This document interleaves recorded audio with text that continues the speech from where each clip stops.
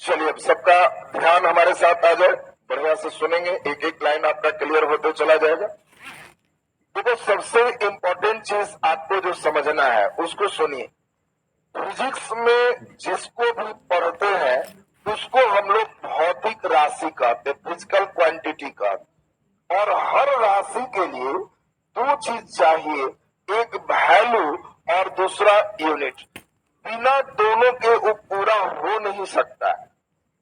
जैसे हम कहें कि आपका घर कितना दूर है, तो आपने कहा 4 किलोमीटर, तो तुमने मान में क्या बताया 4 और मात्रक में क्या बताया किलोमीटर।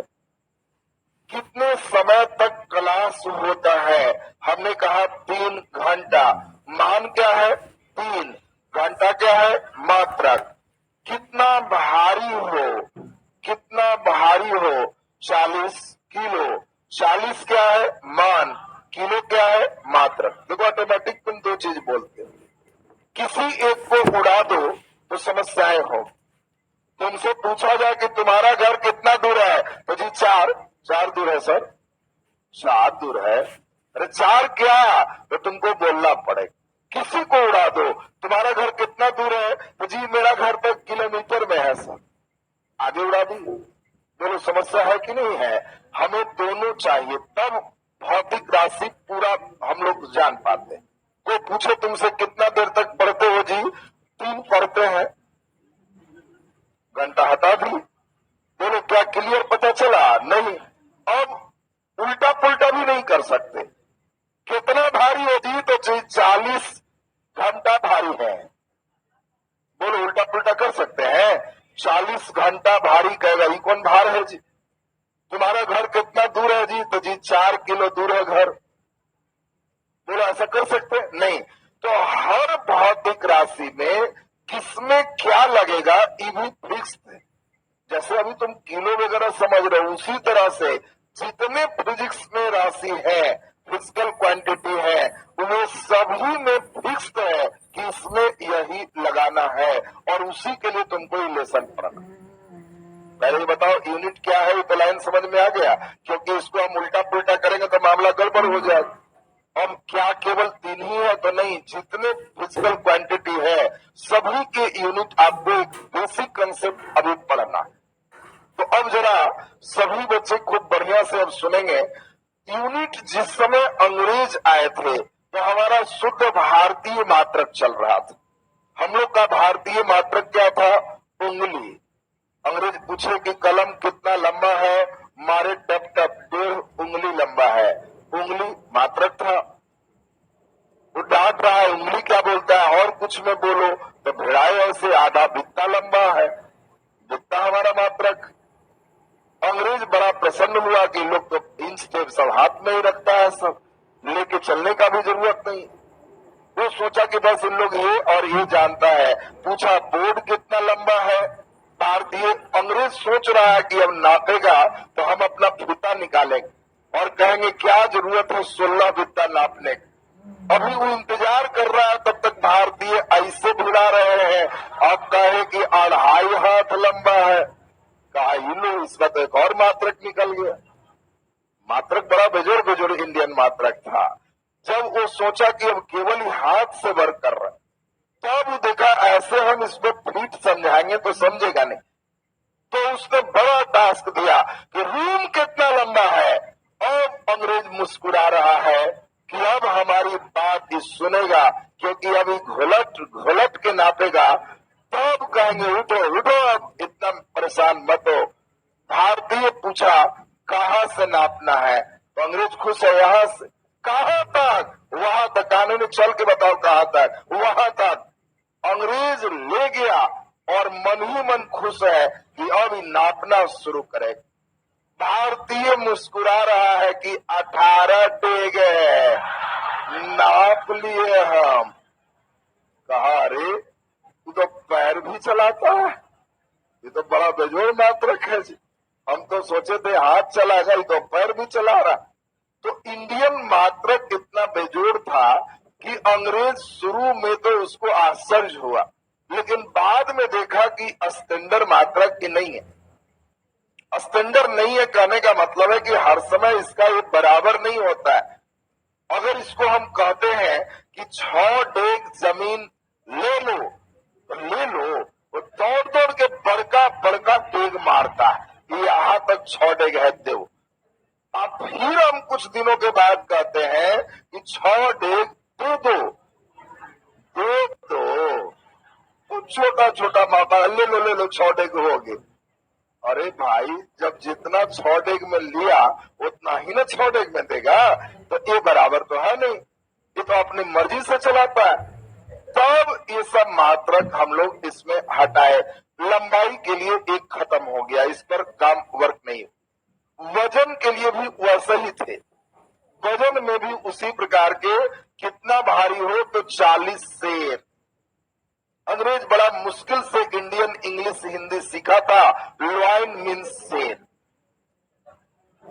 अंग्रेज सीखा था इंग्लिश हिंदी, पूछ रहा है कितना भारी हो तो 40 सेर हूं, 40 लॉइन। वेयर इज लॉइन, शेर कहाँ है? उधर से एक पत्थर लेके आ रहा है, यही शेर है, दिस इज लॉइन। न पूछ है, न दांत है, न कुछ है। अब किसी विद्वान के पास बैठ रहा है अंग्रेज और कह रहा है कि 40 लॉइन बोलता है और शेर में पत्थर दिखाता है। तब विद्वान भारतीय उसको डांट रहा है कि मूर्ख, जो लॉइन मीन शेर है वो तालाबी स से होता है, और जो तौलने वाला शेर है वो दम स से होता है, मेरा स भी कई वेराइटी का होता है। अब ये लीजिए, अंग्रेज तो इसमें भी परेशान है। अब बताओ, ये वजन का भी हालत वही है। समय जब अंग्रेज कहा कि कितना देर लगेगा, उसमें टाइम भारतीय कोई घड़ी नहीं पहन। अब वो कह रहा है कि टाइम बताओ कितना देर लगेगा। भारतीय कहा कि यहां से वहां तक जाने में 1 पहाड़ लगेगा। पहाड़ टाइम है, तुम पहाड़ समझते हो? खड़ा हो जाओ, कोई नहीं बोलना। पहाड़ समझते हो कि नहीं? हाँ या ना बोल? नहीं? अच्छा करो, पहाड़ में टाइम देखी है? नहीं देखी। अच्छा तू बताओ, ये क्या लिखा हुआ है? दोपहर, इसी को दोपहर कहते हैं। दोपहर समझती है? अरे तो तुम भारतीय हो तो कैसे बोलते नहीं समझ रहे? सब समझता है, बैठ जाओ। भारतीय जो भी है, हम लोग ट्रेडिशनल तो जानते ही है, उसी समय का घड़ी है दोपहर 3। अच्छा बताओ, शाम कितना पहर में होगा? 3 पहर में। अरे दोपहर मने बीच में, तो 4 पहर मने गया। नहीं समझा बात जी? अब कोई कहे कि यहाँ से पटना जाने में पैदल अगर 40 किलोमीटर है कितना देर लगेगा? आदमी कहा 4 पहर तो लग ही जाए। 4 पहर का मतलब है एकदम सुबह चलेगा तो शाम हो जाए। 2 पहर का मतलब ठीक बीच की स्थिति है। अब घड़ी हम लोग इसी से देखते थे। गांव में अभी भी तुमको एकदम अनपढ़ महिला पुरुष मिल जाएंगे जो कभी भी रात में जगाओ तो घड़ी नहीं देखेंगे, आसमान देख के बता देंगे कि सुबह होने में कितना लेट है, सुबह हुआ है कि नहीं। तो ये सब स्पेशल आसमान की घड़ी चलती थी, और अंग्रेज को ये सब कितना भी कोशिश किया समझ में ही नहीं आया। और इसी कारण से पहला एक स्टैंडर्ड मात्रक हम लोगों के बीच अंग्रेजों ने लाया, जिसका नाम था FPS मात्रक। इस मात्रक का नाम क्या है? FPS। इस मात्रक को किसने लाया? जल्दी में बताओ, इस मात्रक को किसने लाया? अंग्रेज ने लाया। इसीलिए इसको ब्रिटिश पद्धति के नाम से जानते हैं। आपसे कभी भी कहे कि FPS मात्रक, तो आप कहोगे कि सर समझ गए, कैसी पद्धति है? ब्रिटिश पद्धति। ये ब्रिटिश पद्धति है, अंग्रेजों ने इस पद्धति को लाया। इस पद्धति में होता क्या है? तो इस पद्धति में अगर हम कहें कि लंबाई है, तो बोलो बित्ता से नापेंगे कि डेग से? तो अंग्रेज पहली बार कहा कि फुट से नापो, डेग बित्ता बंद कर दो। द्रव्यमान किससे नापेंगे? शेर से कि पसेरी से? किससे नापोगे? तो अंग्रेजों ने कहा कि द्रव्यमान पाउंड से मापो, और पाउंड किससे लिखते हैं? LB से। LB का मतलब पाउंड होता है। कई लड़के संकेताक्षर नहीं जानते, LB लिखते हैं तो सोचता है पता नहीं क्या है। LB means pound. पाउंड कभी प्रयोग की है वजन में? नहीं। केक खरीदते समय नहीं बोलते 2 पाउंड का केक है, सब झूठ बोलता है खाली कि नहीं किए। केक खरीदते समय नहीं सुना कि कितना पाउंड केक है। तो जो ब्रिटिश फैशन का चीज आज भी चल रहा है, आज भी हम लोग पाउंड से करते हैं। जिम में जाओगे तो लिखा हुआ 40 पाउंड, लड़के उठा के इतना खुश है कि 40 किलो उठा ली, लेकिन बाद में पढ़ोगे कि 1 पाउंड मने आधा किलो से कम, 453 ग्राम। अगर 40 लिखा हुआ उठाया तो 20 किलो से कम है। 10 लिखा हुआ कई लोग उठाता है तो एकदम खुश है, 10 किलो तो ऐसे ही टांग दिए, अरे वो 5 किलो से कम है, वो पाउंड में ना लिखा हुआ है। और समय देखने के लिए पहली बार हुआ कि अब पहर देखना बंद करो, किससे देखो? सेकेंड। अब सारे बच्चे ये बताओ, फुट पाउंड सेकेंड, एपीएस का पूरा नाम फुट पाउंड सेकेंड। लंबाई किससे? फुट से। द्रव्यमान पाउंड से। समय सेकेंड से। अब इस समय हम लोग देखें, इन तीन के अलावे भी कई रहे जो हम लोग धीरे धीरे आगे पढ़ेंगे। अब जब 1947 आ गया, भारत देश आजाद, आजादी के बाद अब फ्रांस भारत को उस्का रहा है कि आप सही मायने में आजाद तभी कहलाएंगे जब उसके द्वारा पढ़ाए गए सब चीज को हटा देंगे, सब चीज को हटा देंगे तब सही मायने में आजाद हो। और इसीलिए वो जो पद्धति लाया है एकदम हटा दीजिए, मेरा वाला अपनाइए, तब उसको लगेगा कि नहीं तो स्वतंत्र देश है, जो चाह रहा है जो कर रहा है। तो हम लोग भी एपीएस हटा के सीजीएस लाए। कौन लाया इसको? फ्रांस। इसीलिए इस पद्धति को क्या कहे? फ्रांसीसी पद्धति। और इस समय हम लोग फ्रांसीसी सिस्टम पढ़े। देखो, जिस समय जो सिस्टम पढ़ेंगे बच्चों को सारे आंसर उसी सिस्टम में देना होता है। और इस समय जो बच्चे पढ़ रहे थे लंबाई सेंटीमीटर में, द्रव्यमान ग्राम में और समय सेकंड। तुम आज भी देखना कई जगह परीक्षा होंगे, फॉर्म भरने होंगे, दरोगा का, बिहार पुलिस का, तो उसमें पूछेगा हाइट सेंटीमीटर में कितना है। और लड़के कहेगा कि हम तो 5.5 फीट है, सेंटीमीटर क्या पूछ रहा? तो फीट का मतलब ब्रिटिश पद्धति है। तू जान के कह रहा अंग्रेज वाला नहीं, फ्रांसीसी वाला बोल। तो फीट में नहीं पूछ के तुमको सेंटीमीटर में पूछ दी। अब हम लोग जरा देखें, इस पद्धति में कुछ बेसिक समस्याएं आई। ये बहुत छोटी इकाई थी। अब बच्चा कोई क्वेश्चन बना रहा है तो 4000 ग्राम लिखने में बड़ा भार लगे। तब इसी को एक नया स्टैंडर्ड किया गया गियोर्गी के द्वारा, जिसको गियोर्गी या मैट्रिक पद्धति कहे, और इसका नाम क्या पड़ा? MKS। और MKS में हम लोगों ने क्या किया? और स्टैंडर्ड कर दिया। लंबाई के लिए मीटर, द्रव्यमान के लिए किलोग्राम, समय के लिए सेकेंड। यही हम लोग इंडिया में पढ़ रहे थे। उसी बीच अब एक बड़ी समस्याएं आने लगी। एक देश से दूसरे देश कई व्यक्ति आने जाने लगे। कुछ वैज्ञानिकों ने किताब लिखना प्रारंभ किया। अब इंग्लैंड के वैज्ञानिक अपना एपीएस में किताब लिखे, उनकी किताब यहाँ के बच्चे नहीं समझ पाए। आज भी बताओ, अगर इंग्लैंड के कोई व्यक्ति हिंदी जाने और सेव वाला से पूछे कि कैसे पाउंड सेव है, तो सेव वाला हंसेगा कि बीच में कुछ अंग्रेजी बोल दिया। सेव वाला पाउंड थोड़े जानता है, वो किलो जानता है। अब बताओ यहाँ के बच्चे, अब बताओ गांव का कोई व्यक्ति शेर, पसेरी, मन इसमें किताब लिख दे तो शहर का कोई लड़का समझ पाएगा?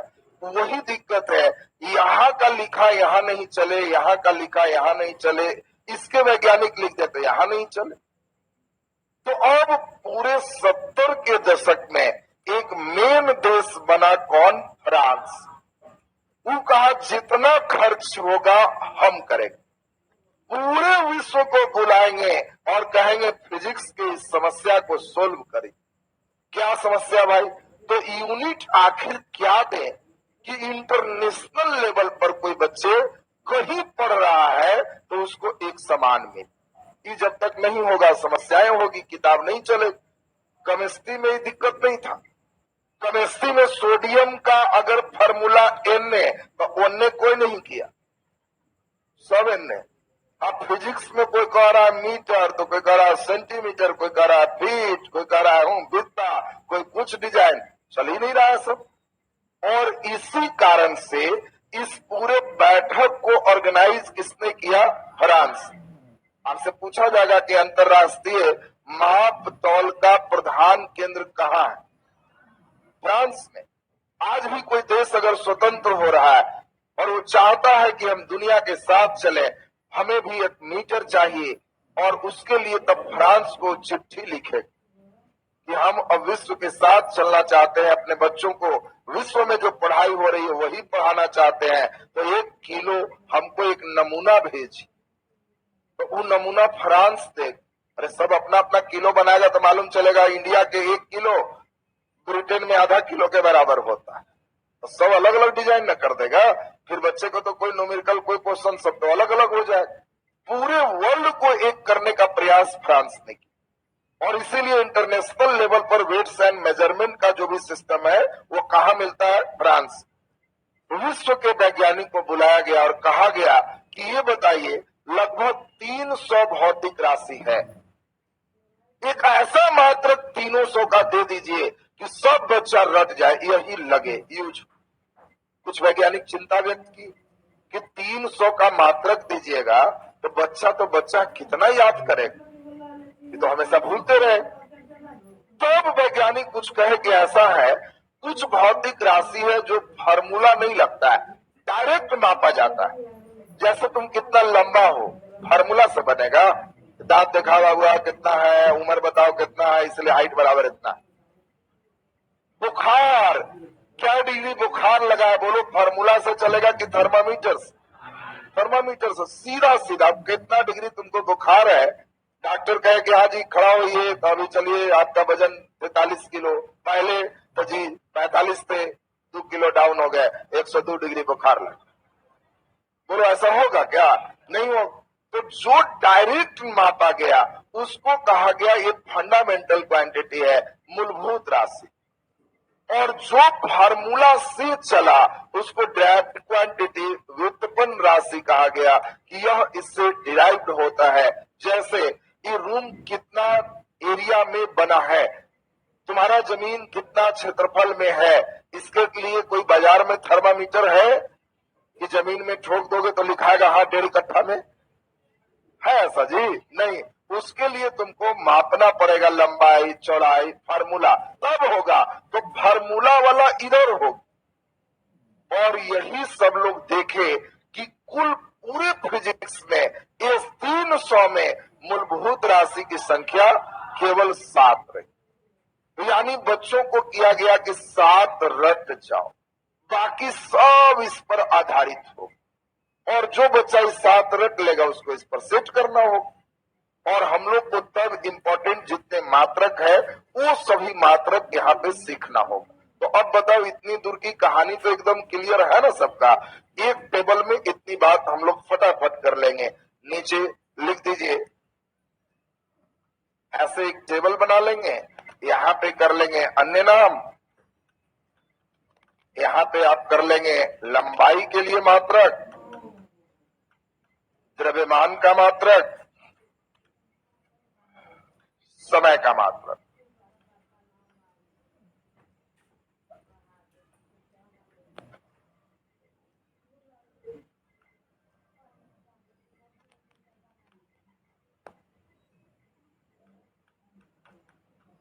एफपीएस, सीजीएस, एमकेएस,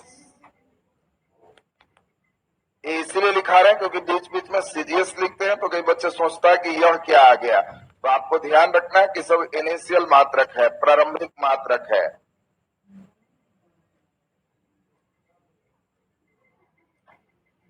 एफपीएस हम लोग क्या देखे?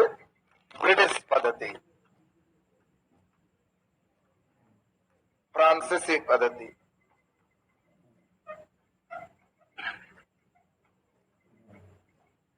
इसको मीट्रिक पद्धति कहते हैं।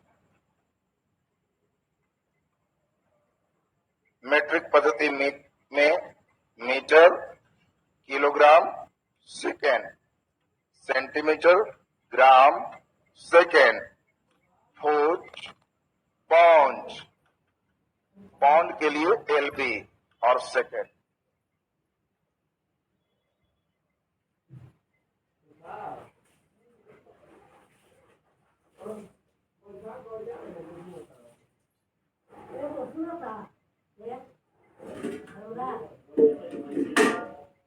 पानी डालो ना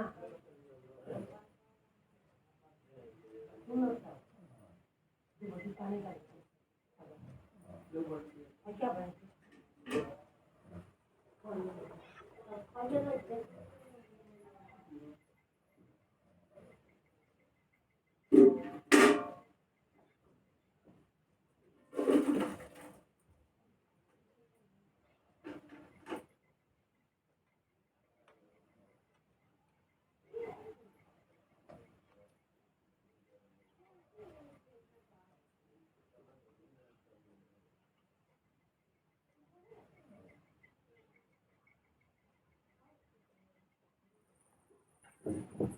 जल्दी बोल दो। 1 पौंड बराबर,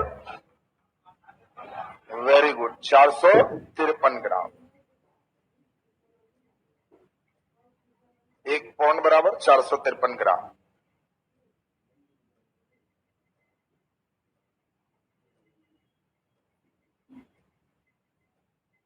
चार सौ 53 ग्राम।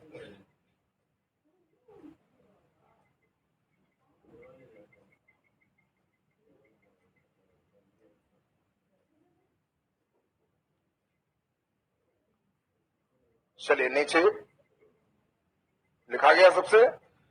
चलिए अब हम लोग यहां के बाद नीचे लिखते हैं SI unit,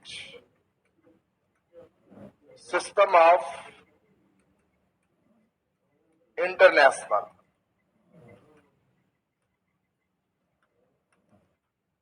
system of international, SI unit अंतरराष्ट्रीय मात्रक। एक पूछ रहे हैं 1 फीट में कितना सेंटीमीटर होता है। 1 फीट में कितना सेंटीमीटर होता है, हमेशा ध्यान रखना 1 इंच में 2.5 सेंटीमीटर होता है। हाँ ठीक है, आपका पूछना सही है। क्वेश्चन पूछ सकता है तुमसे कि 6 फीट के व्यक्ति एक लंबा है, वो कितना सेंटीमीटर में होगा। तुम्हारा प्रेजेंस ऑफ माइंड चेक करता है परीक्षा में, और कुछ नहीं, ताकि बच्चा सोच पा रहा है कि नहीं। 1 इंच में 2.5 सेंटीमीटर होता है, और 1 फुट में जल्दी बताओ 12 इंच होते हैं। अब आपको क्वेश्चन दे दे कि अब ऐसे 2.52 सेंटीमीटर एक्चुअल होता है, तो अब जल्दी बताओ एक व्यक्ति 6 फीट का है तो उसका हाइट सेंटीमीटर में कितना होगा। तो अब सभी बच्चे ये बताओ, 1 फीट में 12 इंच, तो 6 फीट में 6 गुने 12 इंच, 1 इंच में 2.5 सेंटीमीटर, तो 6 गुने 12 गुने 2.5 सेंटीमीटर। दशमलव हटाओगे तो 10, 5 से 5 बार में, 5 से 2 बार में, 2 से 6 बार में, 6 गुना 6, 36 गुने 5, 180। मतलब अगर कहीं तुम दरोगा की बहाली हो रही है और वह लिखता है कि 155 सेंटीमीटर हाइट चाहिए, तो समझ लोगे कि वो क्या हाइट है। 180 माने 6 फीट आदमी। तो अब बताओ तुमको 155 सेंटीमीटर में कै फीट, बदल नहीं लेगा सब। तो खैर उस पर अभ्यास करवाएंगे। अभी तो हेडिंग दे दी है, तो पहले इसको हम कर ले। नीचे लिख दीजिए सिस्टम ऑफ इंटरनेशनल, लिखा गया सबसे अंतरराष्ट्रीय मात्रक या अंतरराष्ट्रीय पद्धति। चलिए नीचे डैश देके लिखते हैं अंतरराष्ट्रीय माप तौल का प्रधान केंद्र, अंतरराष्ट्रीय माप तौल का प्रधान केंद्र, अंतरराष्ट्रीय माप तौल का प्रधान केंद्र, जल्दी बोलो कहाँ है। वेरी गुड, फ्रांस में स्थित है। अंतरराष्ट्रीय माप तौल का प्रधान केंद्र फ्रांस में स्थित है,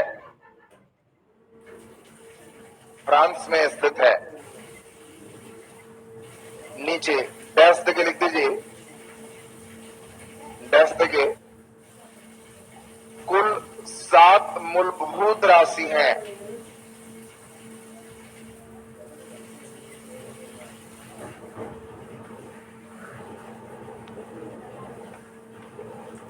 कुल 7 मूलभूत राशि हैं। मूलभूत राशि को हम लोग क्या कहते हैं, फंडामेंटल क्वांटिटी। कुल 7 मूलभूत राशि है, फंडामेंटल क्वांटिटी है। चलिए नीचे सातों मूलभूत राशि का नाम और मात्रक हम लोग यहाँ करेंगे। फंडामेंटल क्वांटिटी मूलभूत राशि और दूसरे साइड में एसआई मात्रक। एसआई मात्रक का मतलब इंटरनेशनल लेवल पे, अंतरराष्ट्रीय लेवल पे पूरे विश्व में सब बच्चे यही मात्रक पढ़ते हैं। इसमें हम लोग देख लें पहला, दूसरा, तीसरा, चौथा, पांचवा, छठा और फिर सातवां। पहला में आप सभी लोग जान रहे हैं लंबाई, लेंथ, मास द्रव्यमान, टाइम समय। बुखार लग गया तो जल्दी बोलो, ताप, विद्युत धारा इलेक्ट्रिक करंट,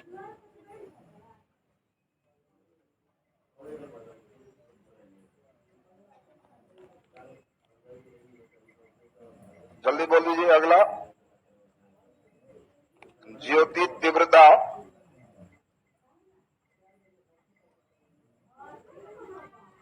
ज्योति तीव्रता पदार्थ की मात्रा,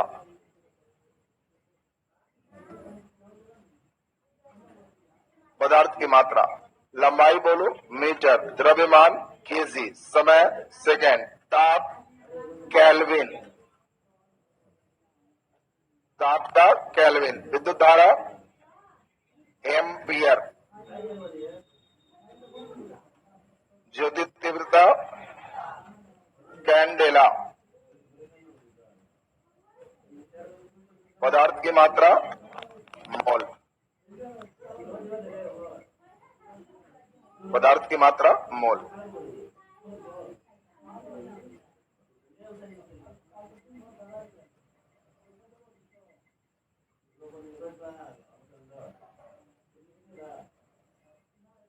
हम लोग सभी देखेंगे ज्योति तीव्रता क्या है, हम लोग विद्युत धारा क्या है, पदार्थ की मात्रा क्या है, सब चीज सीखेंगे।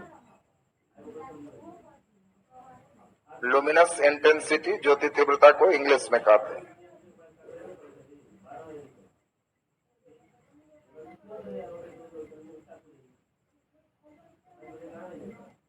लिखा गया सबसे। चलिए नीचे दो हम लोग को देखना है, सप्लीमेंट्री क्वांटिटी है पूरक राशि। सप्लीमेंट्री क्वांटिटी, एक का नाम है समतल कोण प्लेन एंगल और दूसरा का नाम है सॉलिड एंगल ठोस कोण। ठोस कोण बोलो, समतल कोण का मात्रक क्या होगा? रेडियन एंड सॉलिड एंगल का अस्टेरेडियन। Solid angle अस्टेरेडियन।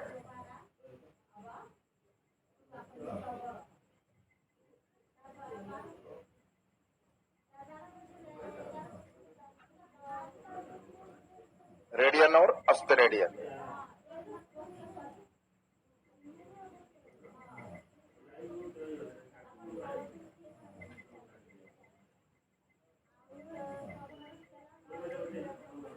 लिखा गया सबसे। अब जल्दी बताओ, सातों मूलभूत राशि दिमाग में बैठा, तीन तो ऐसे ही है, लंबाई, द्रव्यमान, समय, ये तो तीन ऐसे ही क्लियर है। तो ध्यान रखो, ताप और विद्युत धारा, ताप और विद्युत धारा, तो तीन और दो कितना हो गया? 5। दो ज्योति तीव्रता और पदार्थ की मात्रा, ज्योति तीव्रता और पदार्थ की मात्रा। बोलो लंबाई का मीटर, द्रव्यमान किलोग्राम, समय सेकेंड, ताप केल्विन, विद्युत धारा एम्पियर, ज्योति तीव्रता कैंडेला, पदार्थ की मात्रा मोल। तो सप्लीमेंट्री क्वांटिटी है, पूरक राशि है, समतल कोण रेडियन और ठोस कोण अस्टेरेडियन। समतल कोण रेडियन और ठोस कोण अस्टेरेडियन। सुनिए अब ठीक से, इसमें जिन चीजों को आगे नहीं पढ़ना है उन चीजों को अभी तुरंत यहाँ लास्ट करेंगे, फिर उसके बारे में वहां आगे फिर हम लोग को पढ़ने की आवश्यकता नहीं है। पहली बात, आपको यहाँ पे एक शब्द मिल रहा है, नाम है रेडियन। What is radian? देखो, रेडियन से कुछ क्वेश्चन होते हैं, एक कंसेप्ट भी आपके अंदर होना जरूरी है। सुनोगे एकदम ध्यान से तो क्लियर हो जाएगा। आप कभी कभी बैठ के बचपन में खेल किया करते थे, जब कंपास हाथ में रहते थे तब। छोटा वृत्त, बड़ा वृत्त, बैठ के उसके अंदर फूल, वो सब डिजाइन बनाया है। अब अपर कभी मिले कंपास तो एक छोटा वृत्त बनाओ, एक बड़ा वृत्त बनाओ। बोलो दोनों की त्रिज्या मापोगे तो छोटा वाला का ज्यादा होगा कि बड़ा वाला का? बड़ा वाला का ज्यादा हो। अब इस त्रिज्या के माप के बराबर एक चाप काट लो। त्रिज्या के माप के बराबर चाप काटो। छोटा त्रिज्या तो छोटा चाप। त्रिज्या के बराबर माप का एक आर्क काटे, चाप काटे और इसको केंद्र से मिला दिए। बताओ पहला छोटा वृत्त है और दूसरा बड़ा वृत्त है, किसमें ज्यादा बड़ा कोण बनेगा? जल्दी बोलो, किसमें ज्यादा बड़ा कोण बनेगा? तो यह एक मैजिक हो गया, जादू हो गया। कितना भी छोटा वृत्त ले ले, अगर त्रिज्या के बराबर चाप काट के केंद्र से मिला देंगे तो छोटा बड़ा सब में बराबर कोण बनेगा, जिसको रेडियन कहते हैं। बोलो रेडियन क्या है? क्लियर हो गया। अब तुमसे पूछे रेडियन का डिफिनेशन क्या है? किसी भी वृत्त में त्रिज्या के बराबर चाप काटकर केंद्र से मिलाने पर जो कोण बनता है उसे रेडियन का। बोलो दिमाग में सेट हो गया। अब तुम्हारे मन में एक सवाल स्वाभाविक उठ रहा होगा कि वो तो सर ठीक है, सब बराबर होगा, लेकिन कितना डिग्री हो? ये भी तो बताएंगे। कितना डिग्री का कोण बनेगा कि सब में बराबर होगा? तो जब हम लोग इसका वैल्यू देखते हैं तो यह वैल्यू लगभग 58 कुछ होता है। पूरे एंगल नहीं है, ये 58 कुछ होता है। लेकिन फिर एक मैजिक है कि अगर इसमें 3.14 से गुना करते हैं तो ये 58 से थोड़ा ज्यादा, ये 3 से थोड़ा ज्यादा, तो ये गुना करके 180 डिग्री आ जाता है। इसी को हम लोग रेडियन कहते और 3.14 को पाई कहते, तो रटवा दिया जाता है पाई रेडियन बराबर 180 डिग्री हो। बोलो रे, बात क्लियर हो रहा है सबको? यहाँ पाई रेडियन का मतलब यहाँ रेडियन ये एंगल है, उस एंगल में अगर हम 22/7 से गुना कर देंगे तो वैल्यू कितना हो जाएगा? 180 डिग्री। यानी कभी भी हम लोग को अगर हम कहें पाई रेडियन तब 180, केवल रेडियन का ना 60 से कम, केवल रेडियन 60 से कम है, उसमें 22/7 या 3.14 से गुना करेंगे तो 180 हो जाएगा। यानी कोण के रूप में अगर कहीं भी रेडियन होता है तो वो पाई के साथ गुना होता है और पाई रेडियन का वैल्यू कितना होता है? 180 डिग्री होता है। बोलो जी, अब हम कहें रेडियन का एक्चुअल वैल्यू तो 180 बटा पाई और एक्चुअल वैल्यू 180 बटे पाई का मान 22/7 और एक्चुअल वैल्यू गुना भाग कर लो। बोलो जी, क्लियर है सबका? अब बताओ रेडियन किसे कहते? परिभाषा क्लियर हो गया। अब आपसे पूछा जाएगा कि बताओ वृत्त में त्रिज्या के बराबर चाप काटने से केंद्र पर बना कोण होता है। अब लड़के सोचता है कि ज्योमेट्री पूछ लिया। ये ज्योमेट्री नहीं है, ये फिजिक्स है। त्रिज्या के बराबर चाप काट के केंद्र पर मिलाएंगे तो इसको क्या कहेंगे? एक रेडियन कहेंगे। तो ये रेडियन का परिभाषा भी क्लियर हो गया सबका ना? तो नीचे लिख दीजिए रेडियन, लिख के डैश।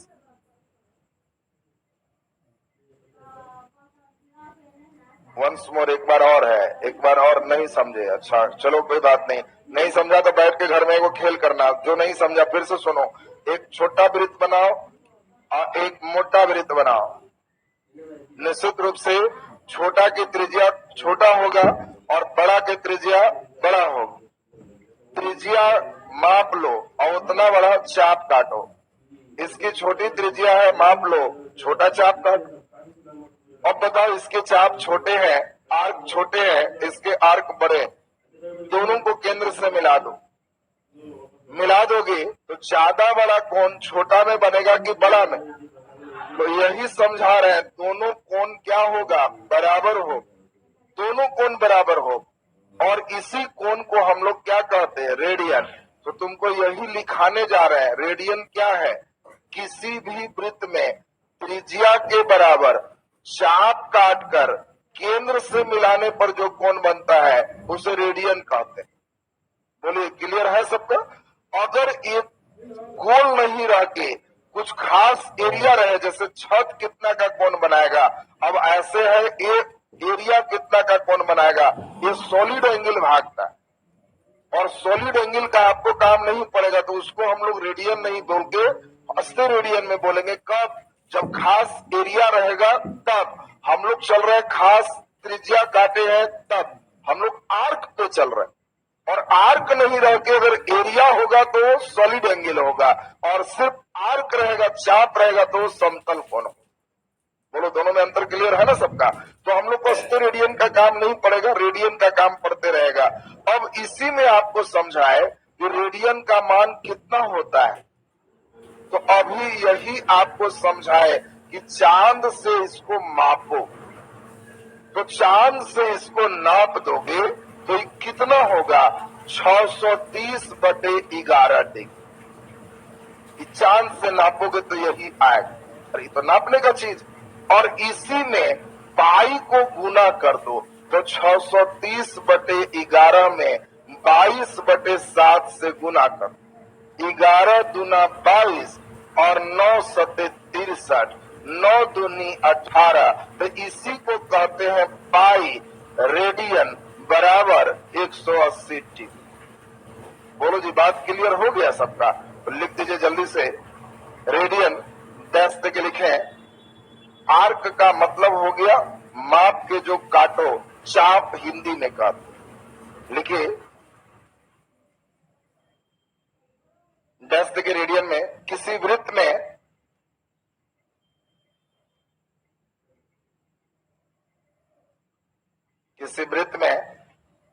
त्रिज्या के बराबर, किसी वृत्त में त्रिज्या के बराबर चाप काटकर,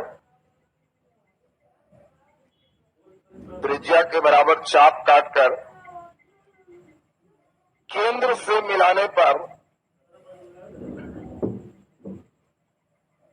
केंद्र से मिलाने पर जो कोण बनता है,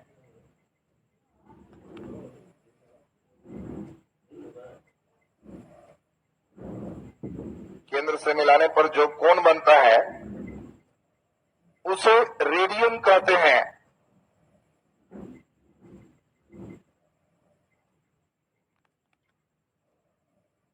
जो कोण बनता है उसे रेडियन कहते हैं। नीचे स्टार लगा के डैश देके लिख दो, पाई रेडियन बराबर, पाई रेडियन बराबर 180 डिग्री। पाई रेडियन बराबर 180 डिग्री। ये तो लाइन क्लियर हो जाएगा सबसे। दूसरा, उसी प्रकार का हम लोग के मोल का काम पड़ेगा, आगे काम नहीं पड़ेगा, केमिस्ट्री में टीचर यूज करेंगे। मोल भी एक संख्या है जो पदार्थ के मात्रा को बताता है। कितनी संख्या? 6.022 गुने 10 के पावर, जल्दी बोलो, जल्दी बोलिए, ये भी नहीं पढ़ा है जी। कितना? 6.022 गुने 10 के पावर 23। सही की गलत?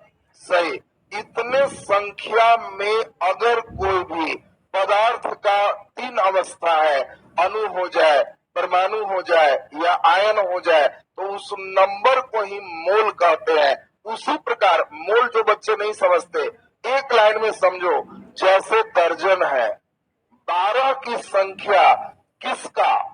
किसी चीज का, कॉपी रहे, कलम रहे, अंडा रहे, केला रहे, सब किसी चीज का 12 संख्या को क्या कहते? दर्जन। उसी प्रकार पदार्थ में इतना नंबर हो जाए तो इसको हम लोग क्या कहते? मोल का। बोलो, क्लियर है सबका? तो मोल पदार्थ की एक मात्रा है जो संख्या के रूप में इतने नंबर को दर्शाता है। तो चलिए खैर, अब हम लोग को यहां से जो सबसे इंपॉर्टेंट वर्क करना है वह है, जितना इंटरनेशनल लेवल पर इंपॉर्टेंट मात्रक है वो आपका बचना चाहिए। अभी 4-5 हम चेक कर लेते हैं। हल्का लेवल चेक करें कि लेवल बढ़ा के? पढ़े हुए होगा तो थोड़ा बढ़ा के चलेगा, नहीं पढ़ा है तो नीचे से चलेगा। बहुत जल्दी बढ़ा के, खाली जस्ट टेस्टिंग है, देख लेते हैं कि कितना हमको कहां से चलना है। आपको जल्दी बताना है कि यह मात्रक किस राशि का है। एकदम आसान क्वेश्चन दे, गॉस, गॉस किसका मात्रक है?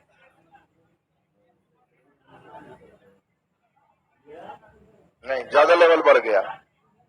अच्छा, ज्यादा हो गया। अच्छा चलो, अब हम हल्का पूछ देते हैं, ध्यान दो। अच्छा चलो जल्दी बताओ, गॉस का लक्स किसका मात्रक? लक्स किसका मात्रक?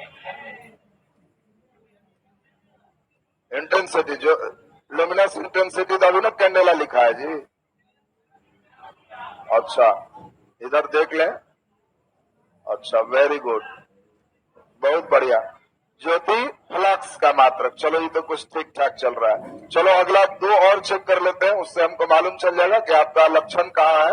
आप तब अगला दिन एक साथ बांधेंगे। हमारा ड्यूटी यही है, सब लकड़ी चुन देंगे, गट्ठर में बांध देंगे, सिर पर रख देंगे, मतलब कॉपी में रख देंगे। अब तुम्हारी ड्यूटी है, ले जाते हो कि ऐसे सड़ा देते हो?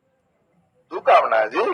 अरे हम लोग की तो ड्यूटी है चारों तरफ से जो जो इम्पोर्टेंट चीज है, कैसे बच्चे को स्कूल भेजते समय उसकी माँ सब बस्ता सरिया दिए, टिफिन सरिया दिए, लंच सरिया दिए और लटका भी दी। अब बच्चा की ड्यूटी है सब फेंक दो या खा के आओ, चाहे जो करके आओ। तो हम लोग की तो ड्यूटी वैसे ही लंच जैसा सब दे देंगे कि लो इतना क्या काम आए। अब जो बच्चा उसको एकदम समेट लिया वो सही है, छोड़ दिया तो गड़बड़ हो गया। चलो जल्दी से एक दो और देख लेते हैं। जल्दी बताओ तो हमें जरा, इसमें मैक्सवेल किसका मात्रक है? मैक्सवेल किसका? थोड़ा लेवल टाइट ही कर रहा है ताकि देखें बुद्धू। मैक्सवेल,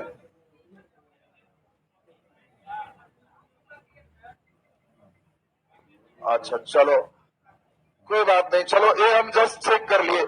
चलो अब छोड़ो, इस सब हम देख लिए। तुम लोग अभी बेकार झूठ झूठ में सुर ताल दे रहा है, अभी तुम लोग का जीरो से ही चलना होगा। अच्छा पहले अभी